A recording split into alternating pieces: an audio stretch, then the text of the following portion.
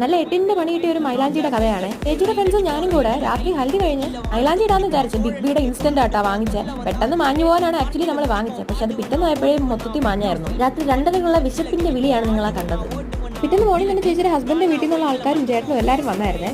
തലേ ദിവസം റിസപ്ഷന് ചേട്ടനും ചേച്ചിയും ഒക്കെ ഉള്ള റിസപ്ഷൻ ആയിരുന്നു കേട്ടോ. അങ്ങനെ മേക്കപ്പ് ചെയ്യാൻ ചേച്ചിയുടെ ഫ്രണ്ട് ആയിരുന്നു കേട്ടോ വന്നത്. അങ്ങനെ ലുക്കൊക്കെ കംപ്ലീറ്റ് ആയി നമ്മളെല്ലാവരും റെഡിയൊക്കെ ആയി. ചേച്ചിയെ കാണാൻ പ്രിൻസസിനെ പോലെ കേട്ടോ ഉണ്ടായിരുന്നത്. നമ്മളെല്ലാവരും കൂടെ ഒരുമിച്ച് ഒരു ട്രാവലറിലാണ് കേട്ടോ പോയത്. ഇതേപോലെ ഗസ്റ്റൊക്കെ വരുന്നുണ്ടായിരുന്നേ. രാത്രി ആവും തോറും ആൾക്കാരും കൂടുന്നുണ്ടായിരുന്നു.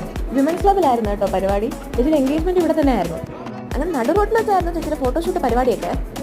എൻ്റെ ലുക്ക് കണ്ടിട്ട് ഫോട്ടോസ് കണ്ട് തെറ്റിദ്ധരിച്ച് എൻ്റെ കല്യാണം എന്തോ ആണെന്ന് വിചാരിച്ച ആൾക്കാരും ഉണ്ടായിരുന്നു. അങ്ങനെ ആളുകളൊക്കെ വന്നും പോയും ഒക്കെ ഇരുന്നു. കുറച്ചുകൂടെ കഴിഞ്ഞപ്പോൾ എൻ്റെ ഫ്രണ്ട്സൊക്കെ വന്നായിരുന്നേ. അവർ വരുമ്പോൾ ഞാൻ വിചാരിച്ചില്ല. വന്നപ്പോൾ ഞാൻ ഒത്തിരി ഹാപ്പിയായി. അങ്ങനെ അവരോടെയൊക്കെ സംസാരിച്ചുകൊണ്ടിരുന്നു. അവരുടെ കൂടെ തന്നെ കഴിക്കാനും കയറി. എല്ലാം കഴിഞ്ഞ് സംസാരിച്ച് ചേച്ചി ടയേർഡായി. പിന്നെ വീട്ടിലോട്ടാണ് പോയത്. അപ്പോൾ അത്രയേ ഉള്ളൂ. ബൈ.